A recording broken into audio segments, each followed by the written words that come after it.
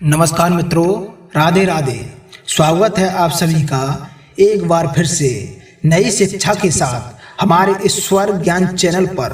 तो प्रिय दर्शकों, यह कहानी एक आलसी गधा की है। तो मित्रों, अगर आपने इस आलसी गधा की 3 बातों को ध्यान से सुन लिया तो आप जिंदगी में कभी भी असफल नहीं रहोगे। तो मित्रों, आज की वीडियो को हम शुरू करते हैं।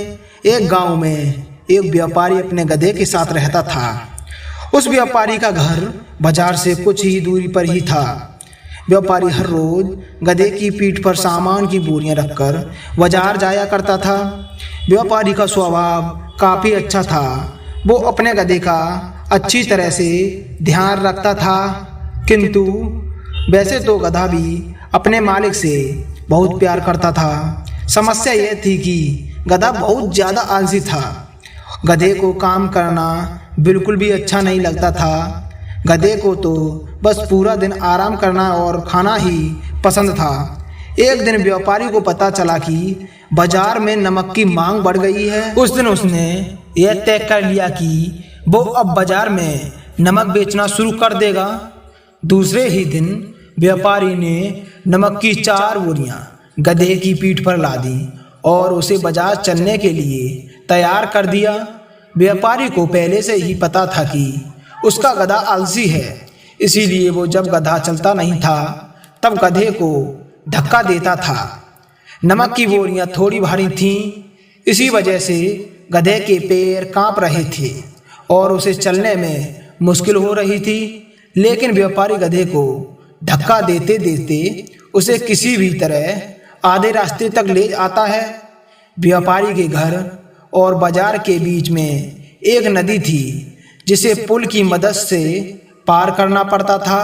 गधा नदी पार करने के लिए उस पुल पर चढ़ा और कुछ दूर चलने के बाद उसका पैर फिसल गया और वो नदी में गिर जाता है। व्यापारी इस तरह से गधे को नदी में गिरता हुआ देखकर परेशान हो जाता है और तुरंत ही तैरते हुए उसे नदी से बाहर निकालने की कोशिश करता है। कुछ प्रयास के बाद आखिरकार व्यापारी ने अपने गधे को नदी से बाहर निकाल ही दिया। गधा जब नदी से बाहर निकला तब उसने देखा कि उसकी पीठ पर लदी बोरियां अब पहले से हल्की हो गई थीं। पानी में गिरने की वजह से अब सारा नमक पानी में घुल गया था और इस वजह से उसकी पीठ पर का बोझ अब कम हो चुका था। दूसरी तरफ सारा नमक पानी में घुलने की वजह से व्यापारी को अच्छा नुकसान हुआ और अब उसे आधे रास्ते से ही घर वापस जाना पड़ा। वो बड़ा दुखी था और गधा पीठ पर बोझ कम होने की वजह से खुश था और उसे तो बाजार तक ना जाने की तरकीब मिल गई थी। दूसरे दिन भी बाजार जाते समय जब पुल आया तब गधा जानबूझकर नदी में गिर गया और कल की तरह आज भी उसकी पीठ पर टंगी बोरियां में रखा सारा नमक पानी में घुल गया। आज भी व्यापारी को आधे रास्ते से घर वापस लौटकर जाना पड़ा। अब तो गधे ने हर दिन ऐसा जानबूझकर नदी में गिरना शुरू कर दिया था ताकि उसे भारी बोरियां का वजन उठाना ना पड़े। किंतु व्यापारी को धीरे धीरे गधे की यह तरकीब का पता चल जाता है। एक दिन व्यापारी ने सोचा कि क्यों ना गधे की पीठ पर ऐसा सामान रख दिया जाए जिसका वजन पानी में गिरने से बढ़ जाए। परंतु इसी सोच के साथ व्यापारी ने इस बार गधे की पीठ पर रुई से भरी बोरियां बांध दी थी और उसे लेकर बाजार की ओर चल पड़ा। इस बार भी गधा हर रोज की तरह नदी में गिर जाता है, पर इस बार उसकी पीठ का वजन कम नहीं हुआ बल्कि और भी बढ़ गया। इस बार गधा समझ ही नहीं पाया ऐसा आज क्या है जो कि मेरी पीठ का वजन बढ़ गया।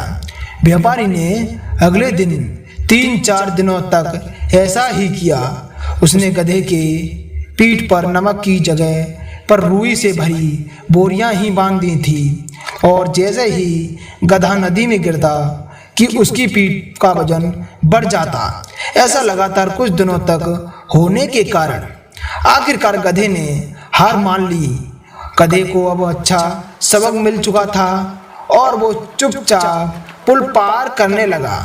व्यापारी भी अब रुई की जगह नमक से भरी बोरियां बांधने लगा और गधा भी अब काम करने में आलस नहीं दिखाता था। तो प्रिय दर्शकों, इस तरह से उस व्यापारी के सारे नुकसान की भरपाई भी धीरे धीरे होने लगी।